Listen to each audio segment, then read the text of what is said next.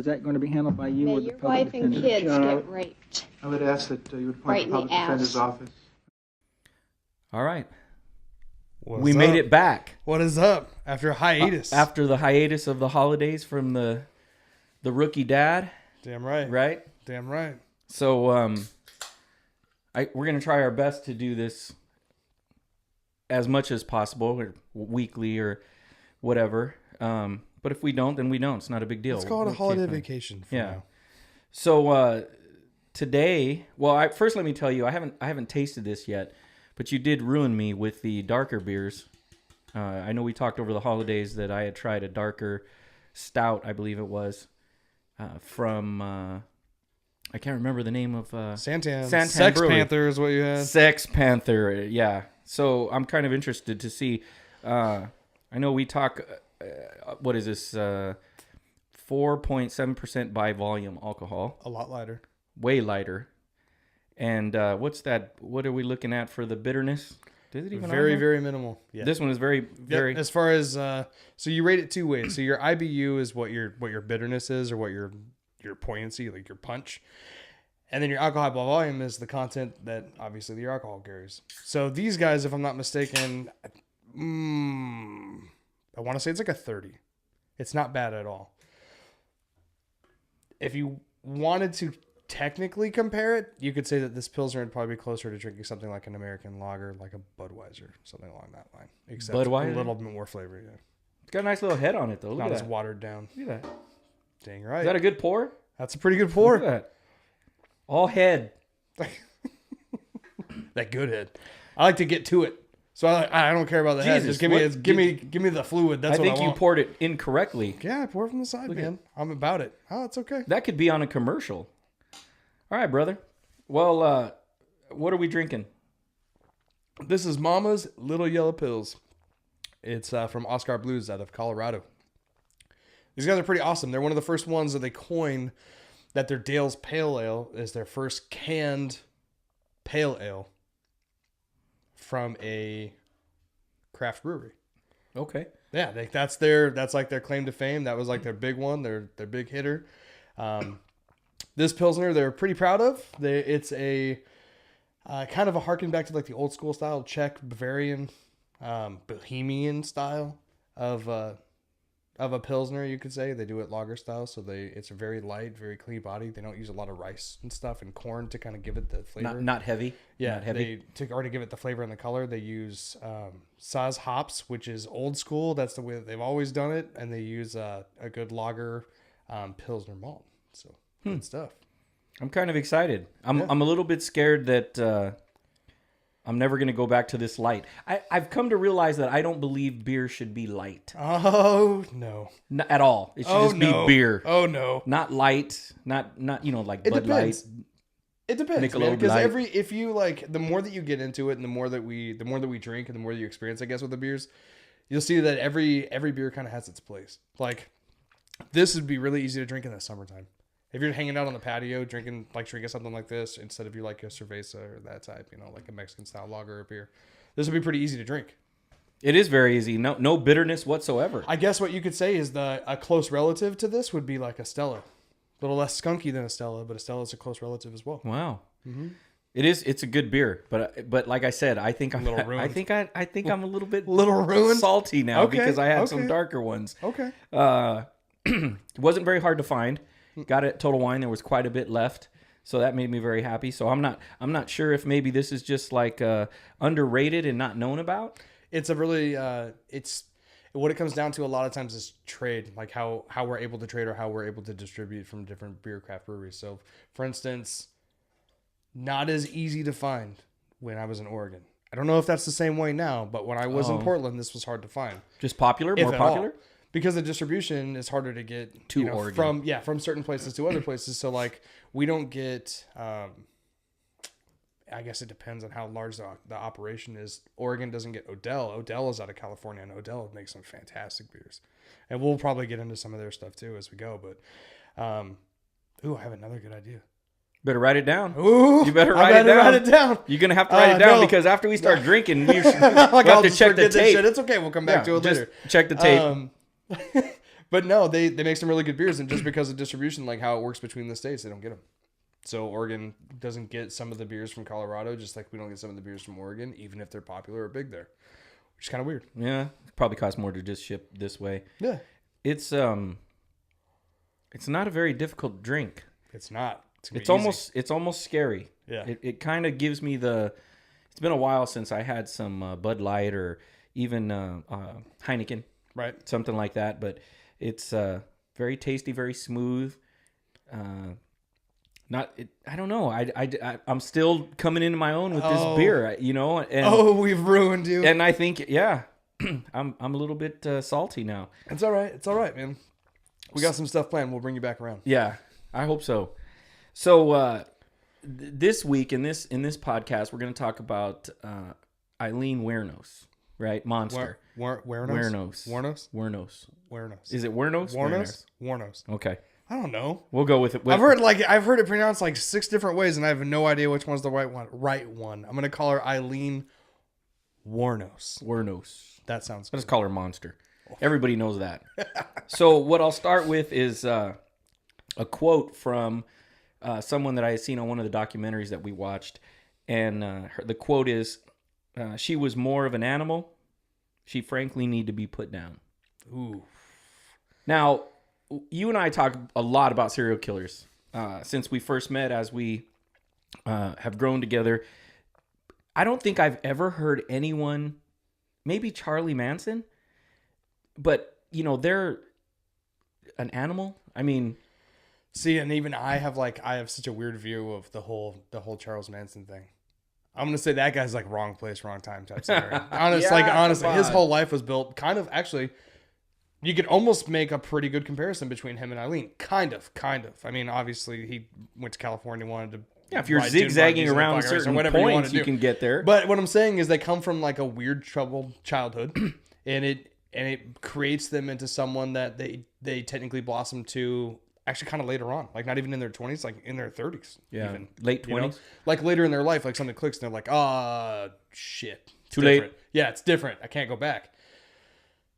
Aileen though, man, I don't know. I can't side with her. I can't sympathize with her. It's difficult for me to do that because at the end of the day, she's a fucking serial killer.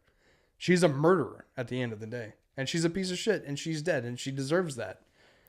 Well, but I can't help but have a soft spot for her for different reasons. I think I've said before, like no one deserves to be murdered. You know, no animals just randomly killing people like some of the serial killers will do.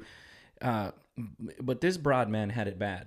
Oh yeah, from the get-go. Oh yeah, she had it bad. It wasn't like just a couple stumbles along the way. Like, her entire existence was just a pile of shit. Yep. Straight negativity, abuse from every possible person in her life. Oh yeah. And that sets the standard for what occurs towards the end of her life as well. It actually is almost, I was going to say the same thing. It's almost a perfect setup. Like, her intro is almost how she goes out, which kind of sucks. Like, it sucks for her. But at the end of the day, like, I feel like she didn't make the proper steps to make her life better when she was old enough to realize what was happening. I think by that time she was already fucked up in the head. Couldn't there was no way you were going to change that. So we know what she grew up in Florida. Right? Is that where she grew up? Michigan. Sorry, she was arrested. Michigan. Yeah. Which is a shithole anyways. Yeah. Trailer park. And but where she grew up in Michigan, it starts off so bad for her. Yeah. You know, her dad is arrested for child molestation. Her mom doesn't want her. She sends her to live with their grandparents. Mm-hmm. There is no link, or it's just suspect that maybe her dad might have messed with her as a kid. Only because that's what he went to prison for. Right, and now we'll never know because the piece of shit hung himself in a fucking prison cell. Right. What a way to go out. And then he goes to grandma and grandpa, and when she goes there, she's immediately bombarded by grandfather. Right? And well, some would say that's still kind of speculation. Yeah, there's a lot. Some of it, yeah. But he definitely had a hard time taking her in. He had a hard time with her, I'd say, from the beginning. You know, she started pretty early on with getting attention from people, and she figured out how she could get attention from people by doing certain things like, sucking some dick in the forest or giving someone a handy for a pack of smokes or whatever she needed to do, she was doing it. And someone that lives that life can't go home and then be like, I'm going to do math homework and listen to Britney Spears or whatever the fuck I'm going to do. And well, I think she made you can't do that. Like I think she made a direct correlation between her physical existence and what she could use that for to gain back what she needed, because whatever it was she wasn't getting at home, whether it be attention, affection, maybe, you know, because it wasn't like the upper rich class that she was around. It was like middle class. It was like middle upper class, I guess you could say, if you wanted to call it that. And then there was I guess this entire time, that's that little bit of speculation, or it's hard to know if it's confirmed or not because she wrote it in a letter, you know, before she passed away, and detailed a lot of stuff that was just batshit fucking crazy. But she does claim, or she did claim, that her and her brother had some kind of sexual relationship at one point in time. Well, it was just not just her. Remember, there were neighborhood kids that were involved in that. Well, that's what I'm saying. Like, she was doing all that stuff behind the scenes, you know, like getting her money or getting her cash or her smokes or whatever she was trying to do, or getting attention, just to have friends, just to have people that wanted to be around her. They were using her. It's obvious. And I think she knew that, but she was using what she had to her advantage. But then she couldn't escape it. She was going home and seeing the same thing. You know, I'm not going to say that that's all like her. That's not her brother's fault. I think a lot of it has to do with her too. But at the same time, like, she's pretty isolated. Like, well, do you think? I mean, maybe she was just a horny girl. That is entirely possible. Just like a boy. But she's like 12. 12 or 13. I mean, I don't know if you remember 12. I mean, shit, I think I was walking around around the hard on when I was fucking 5, and I don't know, the wind blew and it was great. Yeah, you're like, oh, this is fucking awesome. Ugh. You know, you accidentally brush up against the wall. You're like, wow, that felt great. This wall is so sexy. Yeah. So, so I mean, maybe it was just she was a highly sexual person, and she realized what she could get in return for that. You know, in the beginning, I think maybe it started that way, but there was a lot of betrayal that happened. From, you know, her father, from her grandfather, and then from the kids that she thought were her friends. Oh, yeah. And one of the friends testified in court. Jerry Moss was his name. And he was actually a boyfriend of hers, which it was interesting to me because I thought to myself, just prior to her meeting this guy, Jerry, and if she was fucked up from whatever happened to her previously, could this have been the catalyst that just launched her into the middle of fucking abyss of shit? Possible. And part of the reason I say that is because he says on the stand, and he actually gets a little emotional because I think he probably thought, you know, I'm a 12-year-old kid. Yeah. I said some cruel shit. He liked her. I mean, he genuinely liked her as a girlfriend, as a friend, and loved to hang out with her. But he told her that when they were in public that he didn't want anything to do with her. Yeah. Oh, yeah. And sometimes, and I'm not saying that that's his fault or he launched that, but that was just maybe the last straw that put her over the edge and said, you know what, fuck it. Right. You know, I'm not going to deal with these people because she liked him. She knew he liked her. Or maybe it finally clicked for her, like, oh shit, I've been used by even this person that I thought like wanted to be around me. Right. Boom. And then, I guess that would be the catalyst. Right. Like, I just fucking right about that time is when she leaves and starts living in the woods. Right. In that hutch, in that little hut that they had. And then her gay friend, the bunker or the pits or something like that. Yeah, would stay and check on her. Yeah. And it was weird. Everybody knew that she was out there. Oh yeah, adults. Her grandfather knew she was out there. Yeah, and he technically kicked her out. Technically, told her to get the fuck out of the house because he couldn't handle her shit anymore because she was turning into a wild kid, which is, you know, and look what she's doing. That's exactly what I explained to you. You can't live that life and then fucking go home and be like everything's gonna be fine. No, she's done. So she gets kicked out of her house and goes out and lives in I want to say it's the pits. I'm pretty sure that's what they call it. Yeah. And everyone knew she was out there. Did anyone come and see her all the time? Not unless they wanted a fucking hand job. Right. And again, nobody cared. You know, not so if it's the kids may not say something, but society didn't say anything. The cops never checked on her. I'm sure they knew they were out there. Oh, yeah. You know, they're just like, oh, that's our, you know, that's Aileen, that's what she's out there. You know, we know where she belongs. Yeah. She learned to survive by herself. I know during that time frame, she got really, really tired of the cold. And that's what ultimately led her to Florida from that. And I don't know. I don't know if that's where the story began, but I like to say that's where it picks up. That's where it picks up. That's where it gets juicy. This is where it gets cool. This is where the shit happens in this. I don't know how cool it is, but this is where the shit happens. I feel like this is where Aileen, like, is her own personality. Like, this is where she comes into her own type of thing. This is where she becomes monster at this point. Yeah, this is kind of it. This is where she's like, she is the fucking crazy. This is it. Yeah. And so she gets to Florida, and while she's in Florida, she's hitting the bars. You know, she's prostituting. She's doing what she can to survive. She takes a liking to alcohol. Oh, yeah. You know, I don't know, so maybe self-medication, maybe just because it's good, maybe a little bit of both. So she's hitting the bars along the strip there where all the prostitutes hang out. And she's picking up Johns as this goes on. And the first victim is... the old guy that she beat? The guy that she married? Not her husband. You want to talk about that guy? Let's go back. Guy? You're right. I'm glad you put that. You put me in check there. So she gets married to a man who's like 4 times her age. That's right. He's like 60 years old or something, and she's like 17 or 18. Yeah. Yeah. He's walking with a cane. Mm-hmm. You know, I don't... You know, maybe in his mind his dick worked, but I'm thinking it probably didn't work all that great. Maybe. And so, you know, they get married, right? And I don't think they're married but months. I think it's like 2 or 3 weeks. And then the ass beating starts, right? And then, like, apparently this whole thing comes out where she beat the shit out of him with a cane. Yeah. With his cane or some shit. I don't know if it... I think that's factual. I think it is factual. Yeah, and it just didn't, like, it didn't last. I guess they had an annulment or something, and it was over within just a couple of weeks. It didn't last very long. But that was, like, kind of what she thought maybe could be her ticket to it. And I think, like, ultimately, that little story right there is like a microcosm of her entire reality. Like, think about it. She is brought into this shit ass situation by doing something fucked up. She was prostituting, she was hooking, and she hooked up with this older guy, right? Yeah. This is where her hopes get up. She moves in with this guy. They're together for like fucking 4 weeks. And within that 4 weeks, she fucking snaps, beats this dude with a cane, and fucking goes back to hooking. That is her life.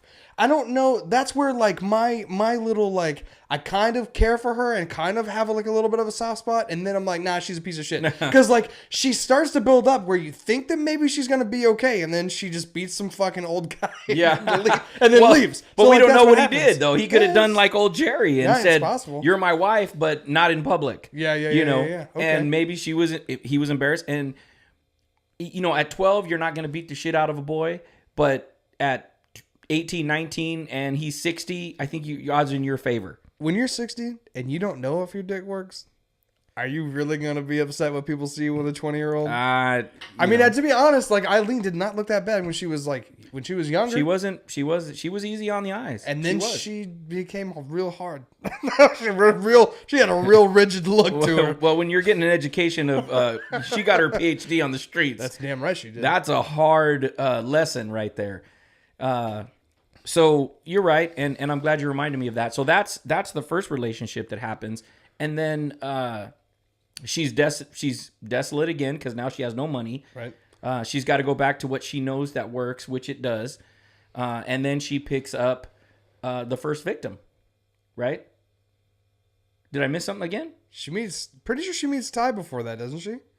I don't think she meets Ty until after the first victim, but I'm not sure. We'll have to research it.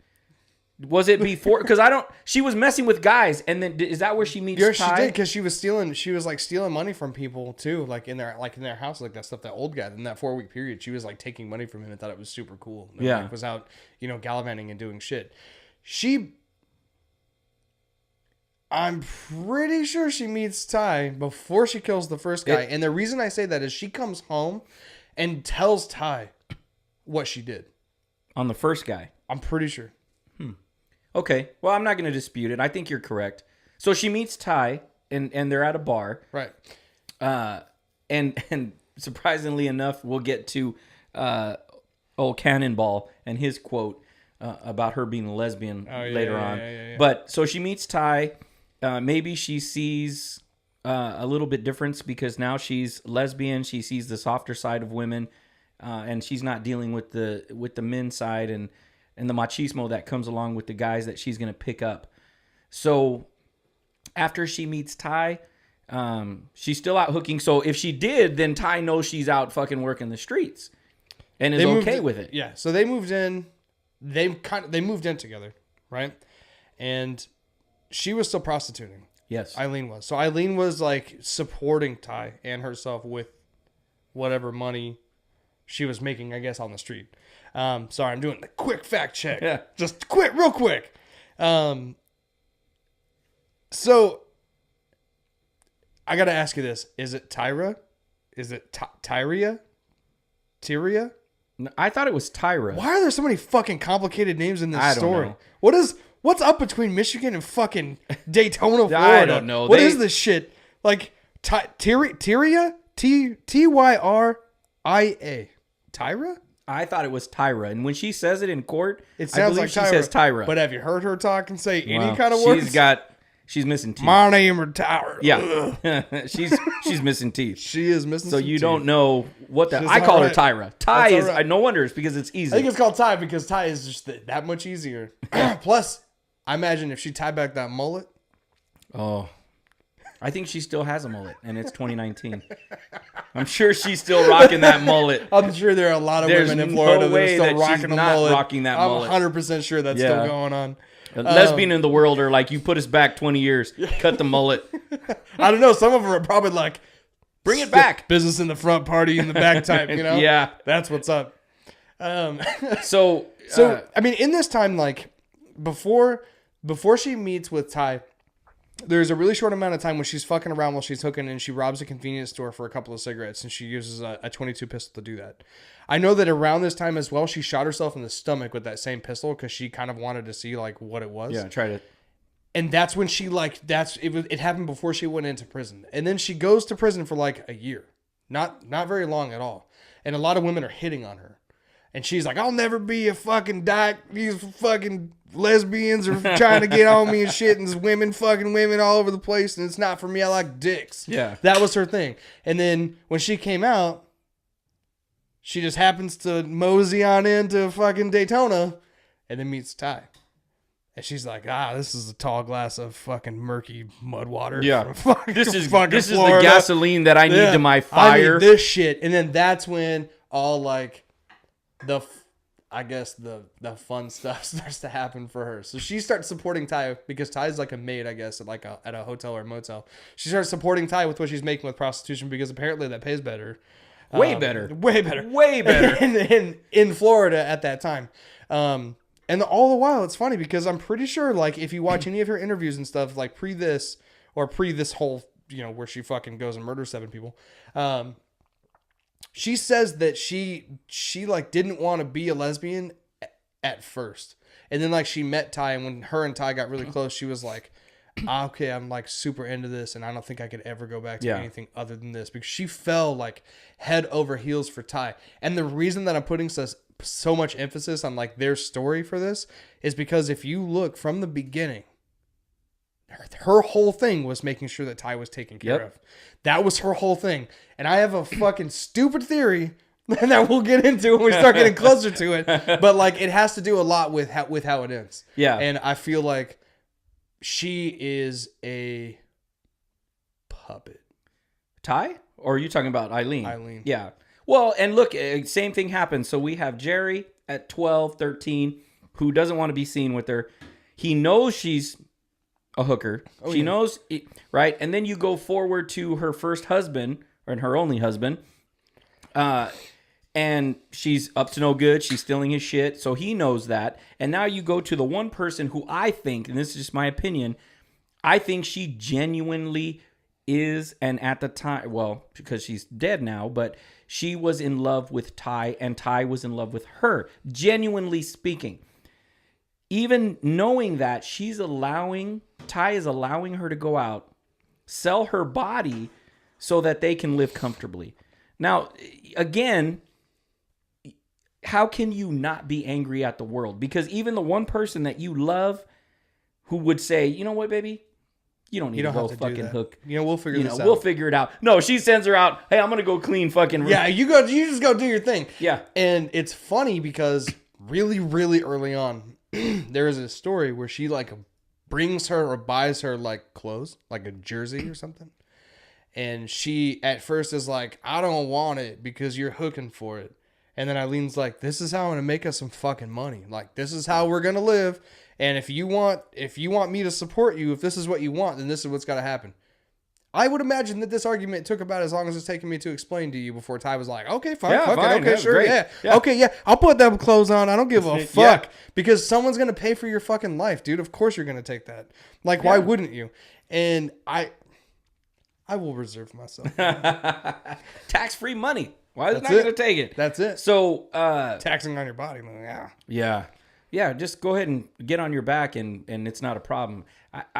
I see more betrayal in her life at that point. Oh, yeah. Even when she has someone who they're both...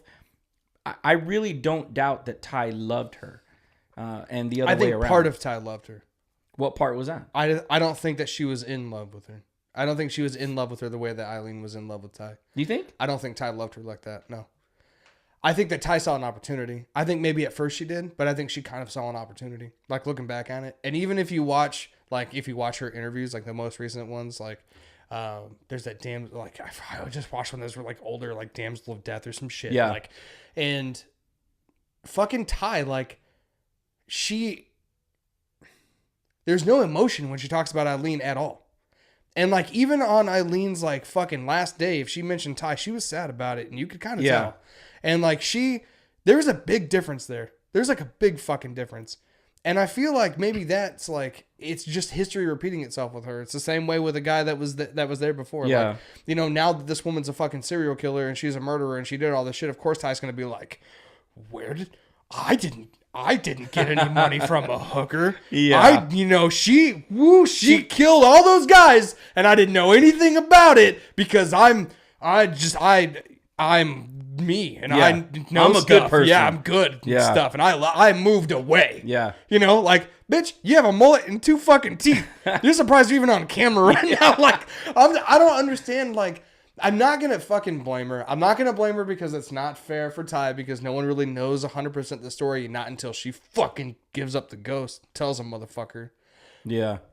But she knew more than she let on. Oh, yeah, absolutely. Oh, yeah. And like I said, that sets the standard for all the betrayal that happens in Eileen's life. It never gets any better for her, right? And we learn that as time goes on. We learn about how she's treated with Ty, her childhood, what society did and the courts did that they didn't do for other serial killers who were doing the same thing. Right. So she has the gun, as you said. So Ty knows she has the gun. Yep. And she goes out and she continues to prostitute with this gun. And she meets her first victim. Yep. And it's this victim who I think both you and I agree was shady to begin with. This could be like really this is the true dividing moment of her entire story. Right here. If you think about it, this really is it. Because she goes out, right? Doing her thing, standing on the highway. She's got her thumb out, maybe a leg out, doing her thing. Like, shorts. Hey, look at me. I made this good time. I still got all my teeth. You know what I mean? Or whatever. Yeah. And like, this dude is like, oh, fuck. I'm going to look at that. Like, that's okay. You know what I mean? Or whatever. That'll do. Right? She has all of her teeth. Yeah. Oh, fuck. And so he pulls over and he picks this woman up. Eileen's story is really all we have, obviously, from what happens here. But there are many times in her confessions that she had said that this guy had attempted to rape her and that it was all in self-defense. And rape her anally. Which it wasn't the whole transaction that bothered her. No, it was. He was going up the 3-hole, and she didn't want it to happen. And this is the truth. But either way, when someone says no, it's no, right? And like that's the name of the thing. But what's kind of interesting about it is this dude, come to find out, much later on, had a little bit of a sordid past. Not a little bit. I mean, the guy was... He did. But long story short, I guess you could say, Aileen put a couple of gunshots in this dude's tummy. Well, yeah. And let that motherfucker go. That was her deal. And as an investigator, you're looking at how the person was killed, right? So, somebody who strangles somebody with their bare hands or even a cord, you're looking at this a very up close and personal. Which is what we talked about with the last guy. Yes. Yeah. Anthony Swall, right? Or Swall, whatever. I gotta get this last name thing down. I know. Serial killers got weird last names and shit. Fuck all their stupid names. So, but she pumped so many fucking rounds into these guys. I think there were upwards of 7, north of 5 rounds into a body. There's only like one dude that she actually shot in the head, which was like, even at a 22, it just ricochet around like a fucking crazy. Caused way more damage than a 45. And see him, but like, look at a 22. Like, no wonder she had to shoot him fucking 7 times. It's damn near a pellet gun. Like, I mean, I realize it's a gunshot, but in the ultimate view of things, like, you could walk away if you got shot in the stomach with a 22. I don't know. Aileen did. She shot herself in the stomach and was fine. Well, she could be shitting in a bag the rest of her life. But it depends on where it hits you, obviously. Yeah. Well, that's one thing with 22s and low calibers like that. I've seen people shot with 45s through and through. Right. There may not be an exit wound with a 22. Right. But 22s, that's like a fucking pinball machine. Mm-hmm. That shit bounces around and starts shredding shit. And when you think about being shot 7 times with low caliber and still dying, you're leaving them out like they're incapacitated. They can't move. Yeah. And only one being shot in the head. She's unloading a lot of lead. Now, one of two things in my mind, and this is my opinion, is happening. They're still moving after the first round, so she just keeps pumping them, knowing that she needs more to kill them. Right. Or 2, she is fucking angry. Yeah. Right? And she's unloading all 6 of those fucking rounds into that body. If I'm not mistaken, and if I am, correct me. The first one had the most gunshots, did he not? Yes, it did. Yes. So we go back to that anger thing. Very entirely fucking possible. Very fucking possible. The other 6, not so much. Like, you know what I mean? Kind of have a hard time believing the other 6 of them. Yeah. The other 6, that's a whole different fucking story. I think because she got away with it. Yeah. Oh yeah. Oh yeah. I mean, they had nothing. Right. Right. And you have to remember, if you're thinking about a revolver, there's no spent shell casings. Right. So all they have are the rounds from the bullet. Right. And depending on how and what that hits, you may not have any evidentiary value whatsoever in the bullet itself. You need that shell casing for the, I mean, clearly if you have to identify gun, the weapon. Yeah. Right. If you have the gun, you can do the rifling, but the casing is what we use the most of now, right? It's ejected because guys that, people that are fucking shooting people with semi-autos, they're not going looking for their shell case and pick them up to leave. No. That's where we come in and we're like, we got you, right? In this case, it's just a round with very limited evidentiary value in the crime scene. Correct. Okay. So clearly I'm with you. I think on this one is that I think, again, I don't think people should be murdered or shot, but I tend to believe her statement that shit got a little rough and he decided to go up, the fucking pooper, and she drew the line. At least with this one. Yes. This is the one. Like, and that's why I say, like, this could be like the straw.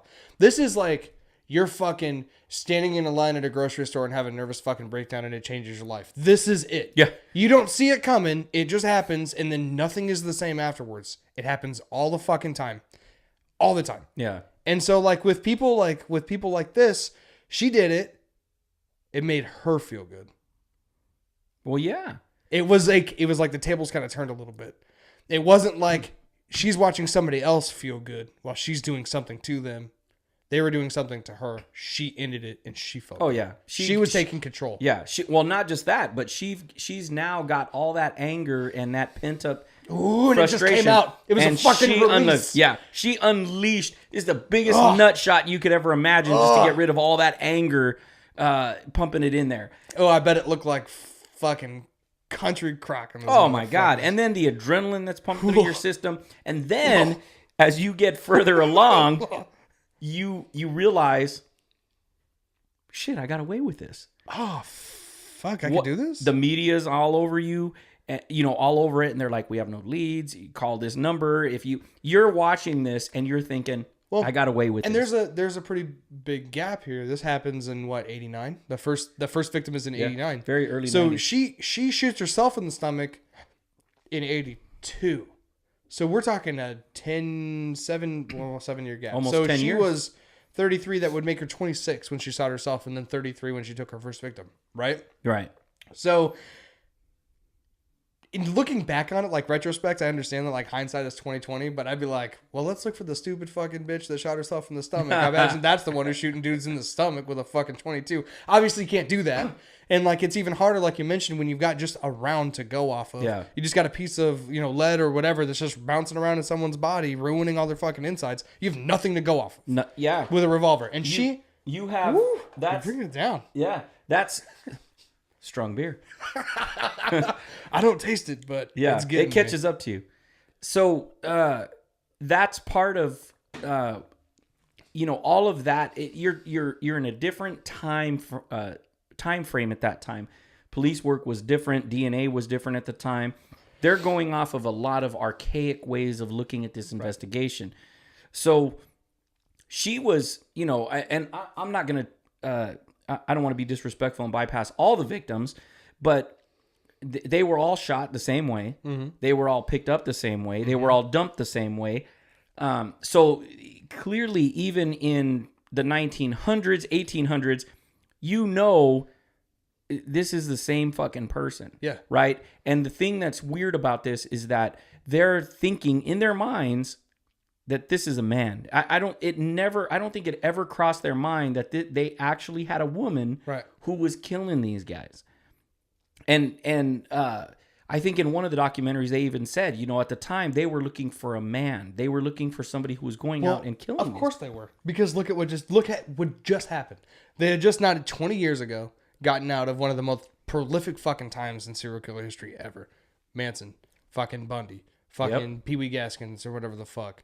You got all these guys that were running the coast, just fucking killing people, and it didn't matter. Like, for some, obviously, it mattered that they were women. Ted Bundy was a lady killer. We know that for sure. Yeah. But like, for some others, not so much. So like, I could totally understand the police, their fucking headspace, the detective being like, it's got to be a dude. It has to be a dude. There's no fucking way it's anybody else. We have 10 fucking dudes just in the last 20 years that have done the same shit. Why are we looking for anything else? Yeah. And from a law enforcement perspective, you don't want to be that narrow-minded, but at that time in the 80s, 90s, your serial killers were all men. Yeah. All of them. So you're looking at what's presented in front of you and you're thinking to yourself, what do they have in common? Right? Because one of those victims was the chief of police, right? Mm-hmm. He was a police officer. So you've got both ends of the spectrum at this point. You've got a shitbag rapist who we know that is a fact because he's done time for it. And then you've got a police officer. In that spectrum, how do these two people's world collide? So I will tell you that in the original cut of this episode, yeah, we did talk about at one point in time that like they were all kinds of pieces of shit. If you think about it, not to say that like I'm not going to victim blame. No one should ever be in that position, right? Right. They're picking up a fucking prostitute. They have families at home, wives and fucking kids, and they're picking up a prostitute in Florida. And I don't know, I was just 89, just born, right?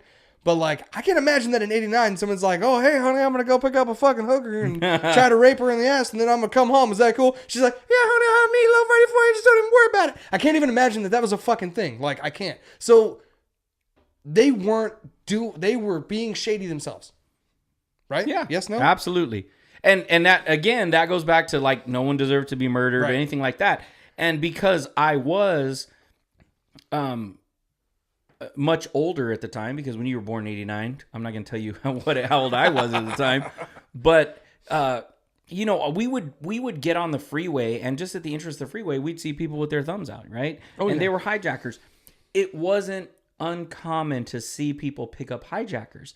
Hijackers or hitchhikers? I mean, hitchhikers. Hey, two fucking different things. Hold on a second. This is some strong fucking beer. This is super weak, too. This is some good beer. 4.7%. This is basically water. Yeah. Well, I haven't eaten in 2 days. This dude's throwing his arms around. So it wasn't uncommon to see hitchhikers get picked up at all. Right. At all. Right. I mean, if you had a pickup truck, hey, get in the back. Where are you going? And I'll take you as far as I can go. Right. I don't see why. And now, clearly, if you're a guy and you see a girl hitchhiking, there's some transaction that has to take place in the cab of that truck or the car. You know, hey, how about gas money? You know, how about that whole lot lizard thing? Yeah, exactly. Yeah. So, and I agree. They're putting themselves in that position. Now, the rest of that, from what we talked about earlier, is what in her mind convinced her that this guy needs to fucking die right now. See, because that's where it gets a little tricky, right? Because like it made her feel good. Okay, we've talked about I fucking forget this guy's name, and I know we just talked about it in the last episode. The dude in fucking Germany who like had a heart on every time he watched like fucking people die. He'd wait outside your house and like watch your family come down crying when they find your corpse. And he'd be God damn, who is that? Jerking off. I don't remember what his name was. No. I totally fucking forgot. Okay. The vampire of something. I don't fucking know, or werewolf or something. I don't know. He had a massive fucking heart on for watching the world fucking burn.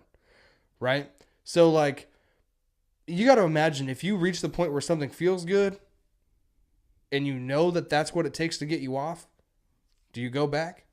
Like, if vanilla sex does it for you, you're totally fine with it. It's cool. But if you like a little bit of bondage, you like something some golden showers. Like if you just try fucking bondage one time and you're like, ooh, that was the best orgasm I've ever had, but I'm just going to do vanilla sex for the rest of my life because like it's normal. That's not how it happens. No. You just fucking continue to go because that's how we work.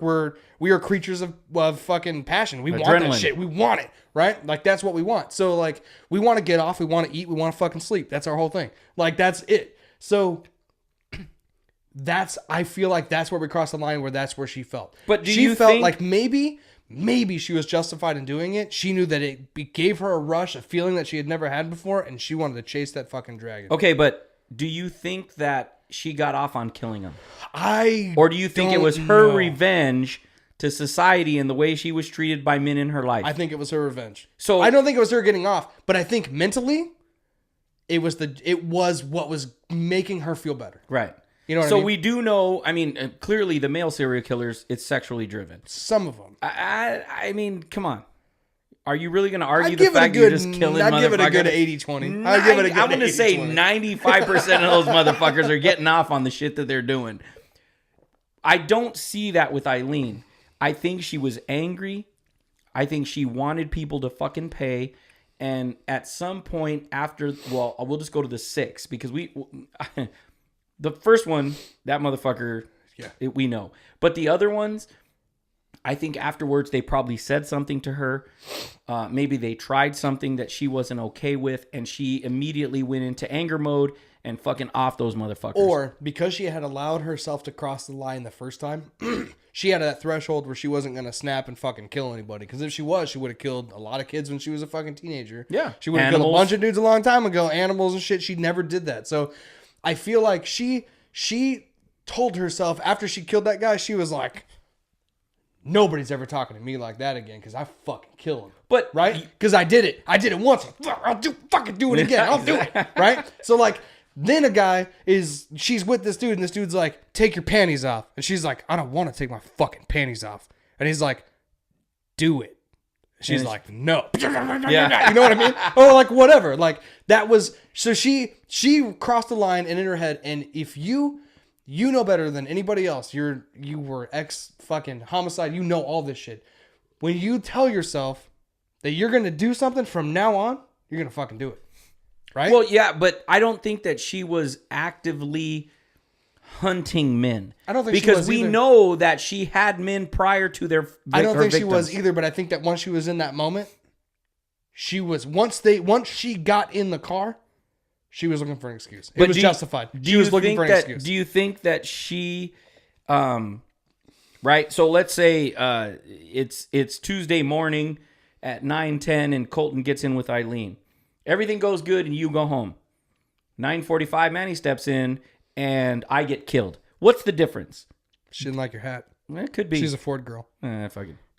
But I'm just saying, I think I would have had to do something that triggered her to set her off. Well, she didn't wake up and say, I'm killing motherfuckers But today. it's funny that you say that because that is exactly kind of how it is. That's exactly what happened. She didn't just hook just 6 more times after that, or she didn't just pick up 6 more dudes and, give them a fucking handy in the car after she killed Richard Mallory, by the way, the name of the first victim.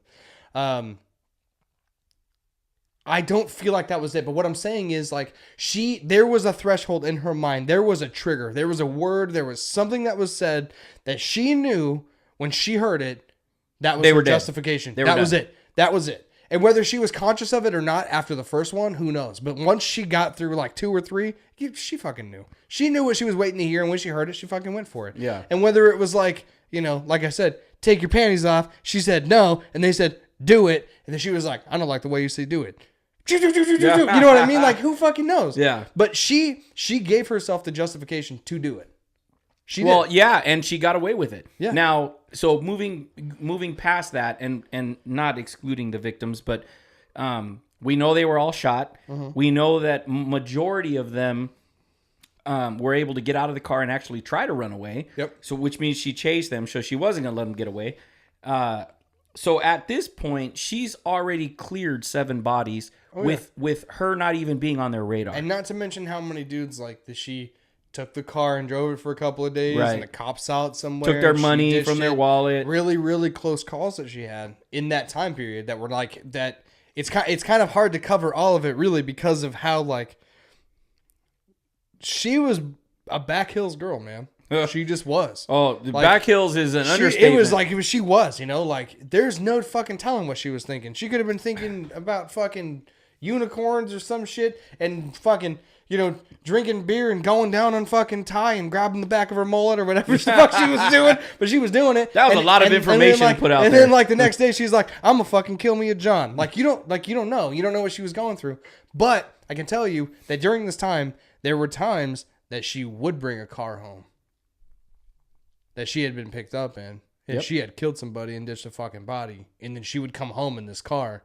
And then Ty would be like, where'd this car come from? And she'd be like, don't ask any fucking questions. And then Ty'd be like, let's go get Dairy Queen. Yeah. You know what I mean? Like, let's go get Sizzler. Why the fuck are you talking to me? Yeah.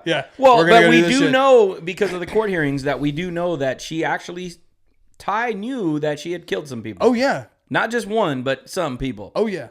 So, let's go forward a little bit to her arrest. She hawked some items at a pawn shop. Yes. And in law enforcement terms, some of the bigger agencies, and my agency at the time, we actually had detectives that were assigned to pawn detail. And we had 2.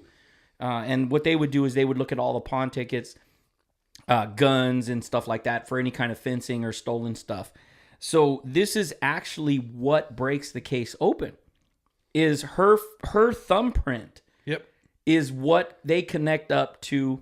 Wasn't it on a watch or something like that? I don't remember what the item was. I think it was a watch. Yeah, it was something weird. But it was that's what cracked it wide open. Right. And then that's when they say, oh shit, we got us a fucking serial killer, right? Because now we got a prostitute. Well, they didn't know she was a prostitute at the time, but now we've got a woman who's running around up and down Florida Panhandle there killing motherfuckers. Right. So fuck. Yeah. So now as an investigator, you're like shitting yourself. Right. Because your suspect pool just became fucking bigger.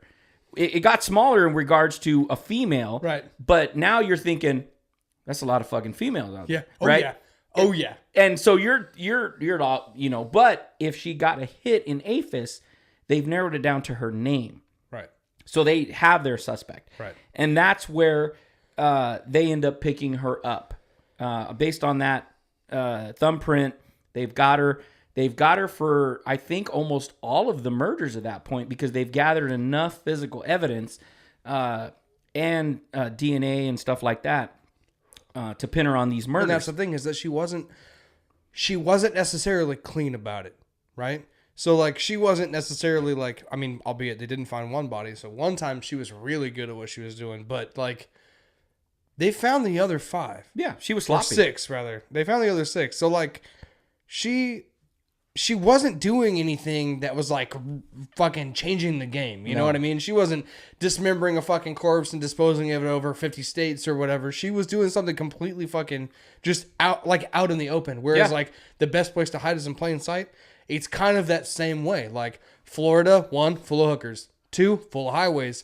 3, full of guys who want to pick up hookers on highways. Yeah. It's really fucking difficult to slim a bunch of people down when that's what happens. Yeah. Like it is. So yeah, you're right. Your suspect pool fucking right. It's big, right? Because now you're like, damn, like this is exactly what we were looking at. But I think part of the problem is like what you and I were saying before. They were looking for a dude, and I think when they realized it was a woman, they were like, no, fuck. God damn it. Yeah, yeah. It's humbling. Yeah, right. So she gets arrested. She does the trial on the first one. On that first one, they give her death. Right? Yep. They give her death because it's Florida, and Florida kills fucking everybody. Yep. And that's when she has the outburst, and she flips off everybody and cusses at them. You gave me the fucking death penalty? Yeah. Come to find out, there's a reason for all that shit, too. What's that? Well, I know we've kind of brushed on it, but we never really pointedly said exactly what happened.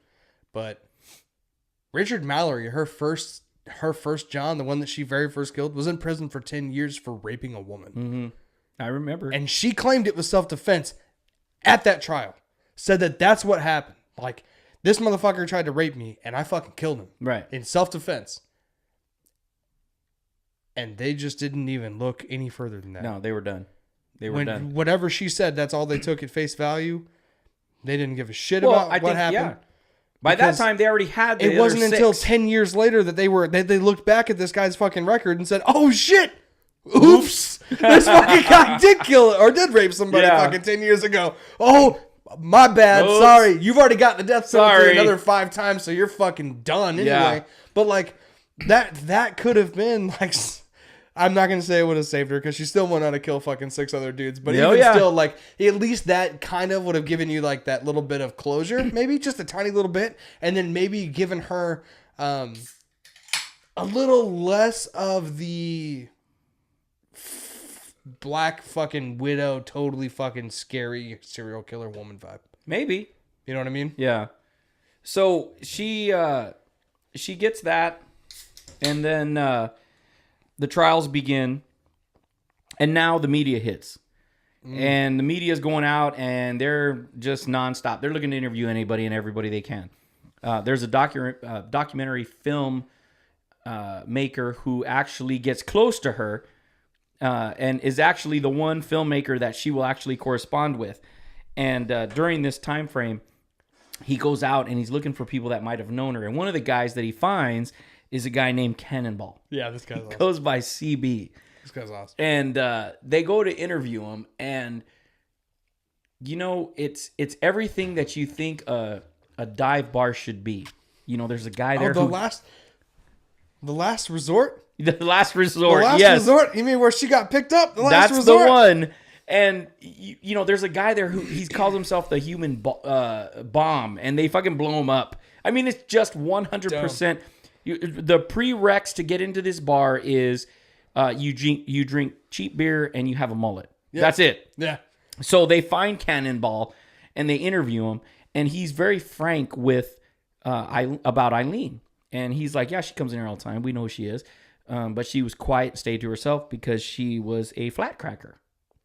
And I have no idea what flat cracker means. She's a flat cracker, bro. Yeah. She's not an uppity cracker. She's a flat cracker. But I'm racist, and also now at the time, and also just telling you how it is, man. Yeah. She has no personality, and she's about as cracker as they is. Well, I don't know. For him, it was lesbian because the documentary filmmaker goes flat cracker, and he goes, yeah, lesbian, you know. And I was like, no, I don't know. Means. I don't even know how that becomes. I'm like, I don't even know how to. The derogatory term for fucking lesbian is flat cracker. So what? So this occurs, And what ends up happening is That's the media. I don't know. I don't even. I'm going to talk to my lesbian friends and say, do you know what flat cracker is?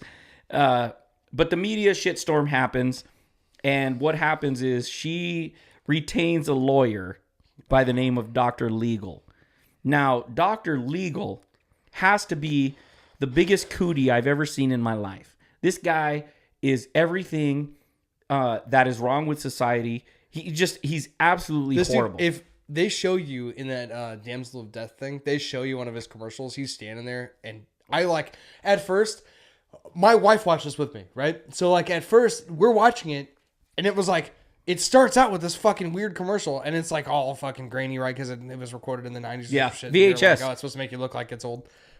Whatever. Anyway, so we're like watching it, and and my wife was like, what kind of fucking dumbass dude do they get to interview for this fucking thing?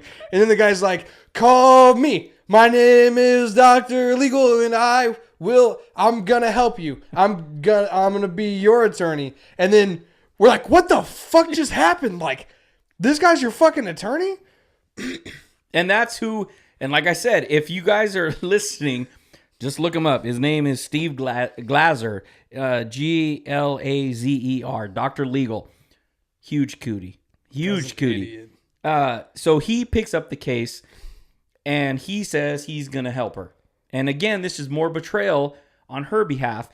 And he tells her, you need to plead to this, you need to plead to that. Basically, they have... basically gets her to plead guilty to everything. Oh, nothing's ever going to happen. You're just going to plead guilty to all of it. All of it. Take it all. So with this guy, it becomes a whole different fucking living, breathing pile of shit. Oh, Offset. Even better though, what happened before this was that she got adopted by some old ass lady. That's when it somewhere happens. else. But then like they teamed up to do this, and it was fucking horrible because this lady and her husband, that's the way she fucking says, is that they were eating breakfast and saw something come up on the news about Aileen, and they were like, "Oh, this poor girl needs our help. Better take care of her." She's a Christian woman. She's a fucking crazy woman, is what she is. And so her and Dr. Legal, Steve Glazer, they concoct this whole other scheme that this lady adopt Aileen. Yep. And together they say plead guilty. Yep. And in order for... Because the adoption actually goes through. How fucked up is that? That's so fucking You've got simple. an adult adopting an adult. Yeah, she's like, at this time, kind of older. You know what I mean? So like, not necessarily in a place where you need to be adopted. Yeah. What's really fucking stupid is that one, Florida state allowed this to happen, which is dumb as fuck. Two, they knew. They fucking knew, both of these people, when they went in there, this is an easy fucking win, man. Oh, yeah. We go in there, we manipulate the fuck out of this woman because she's obviously easily manipulated. She's been manipulated her entire life and gone into whatever fucking society can make her. So let's just continue with that. Let's just manipulate the fuck out of this woman. I'm going to get super fucking famous and do all kinds of interviews, which, fun fact, she made like $10,000 off of an interview or two, which is fucking ridiculous. It is. And this whole time, the fucking Glazer was just soaking up whatever money he had because it was a woman serial killer. He was getting a lot of publicity, and a lot of people were coming to him for work at this time. And he was also just in cahoots with this fucking woman, this fucking crazy Christian woman who had adopted some fucking woman in prison just for fucking just so that she could be on TV. That's legitimately what it is. That's all it was. It's so fucking stupid. It is. And so Dr. Legal, he concocts this thing where now he's representing not just Aileen as an attorney, but as her newly foster mom, or whatever you want to call her, as an agent. So the original deal that he was trying to cut between the filmmaker, Aileen, and her mom is $25,000. That's his cut. Right. And so they're going bantering back and forth. Now, again, with the betrayal, we know that she's been betrayed nonstop. So now you've got some crazy fucking Christian lady talking about, I'll adopt you and I'll look out for you, and getting all this money. $25,000. They end up renegotiating the whole thing. They go from $25,000 to $2,500 for Dr. Glazer, or Dr. Legal, who's Glazer. and then another $6,000 for mom. Aileen gets none of this. Yeah. None of this. Zero of it. Zero. They don't put money on her books. They do nothing. More betrayal on behalf. She's fucked. What they said was that her income, they even told her that they wouldn't let them deposit money that would give her any more income than it was enough to buy a pack of cigarettes a week. Right. Or some shit. Like, that's fucking crazy. And you got to imagine, this entire time, like, all that she sees is what the media fucking shows her. That's all that she sees. So she's not seeing all the shit that's going on behind closed doors because she's literally in a concrete box with a bunch of other dykes in the middle of fucking Florida, where she is just being fucking used. So all she's thinking is like, oh, these people are trying to help me, or whatever they're doing. Who the fuck knows? But she's hopeful. And the reason that you know that she's hopeful is because she was writing letters this entire fucking time. She's sending them to Ty. She's sending them to her mom. Everyone. To the lawyer. Yeah. Everyone. So one of the things that, again, with the betrayal. So while this is going on, there's legal movement. There's arrests. There's detectives. And there's two detectives. There's a major over this particular cases, Dan Henry. And then we have Deputy Munster. Now, these two fools decide they're going to sell their story to fucking Hollywood. Yeah. Okay, which is you don't ever do. You're jeopardizing the case. That is shitting on the victims. This is before she's fucking sent. This is before she's actually put to convicted. Death. Way it's before. All of it. Yeah. They've got them talking to them. They're selling their story. So so now it's not even about the victims. It's about how much money I make. Oh, yeah, because everyone's seeing, this fucking stupid Glazer guy who wears a fucking, whatever, plaid shirt for his fucking commercials. I'm going to save your life or whatever. And then this fucking woman who just adopted her out of nowhere, they're seeing all these people make money. They're like, oh, why the fuck can't I make money too? And then, so now Easy. you've got, you're compromising the case. But nonetheless, she's convicted on all of them. She's sentenced to death. They can only kill her one time. Oh, yeah. She's killed 7. So it's easy. So, one of the things that Ted Bundy, for instance, came to mind. We know how many victims Ted Bundy killed. We know how he killed him. He was convicted of them. And they offered him life. And he turned it down. They didn't even offer that to Aileen. No. Okay? They gave her death straight up. Right. So there was a lot of things that were wrong with this case. I'm not saying that she didn't need to be in prison. Maybe I'm not even saying she didn't deserve to die. But she needed to have the exact same thing that Ted Bundy would have potentially been offered that she wasn't. Now, different states, I get it. Different states. But that was odd. You know, this is just more betrayal upon betrayal. But even still, I forget what the fuck it was. I forget. It was another documentary of some kind where they talk about how, like, death row is where you want to be versus, like, having life in prison. Well, yeah, because you got your own cell. Yep. The worst part about death row is you're out 1 hour a day. Yep. But the rest is you're by yourself. Yep. You know, you're fed relatively good. But there are people. There was a California guy that just offed himself. He was on death row. He didn't want to do it anymore. So now we're at the stage where her pills are out. She's going to death. And she holds one last media conference. She comes in and she insists that people listen about how corrupt the cops are.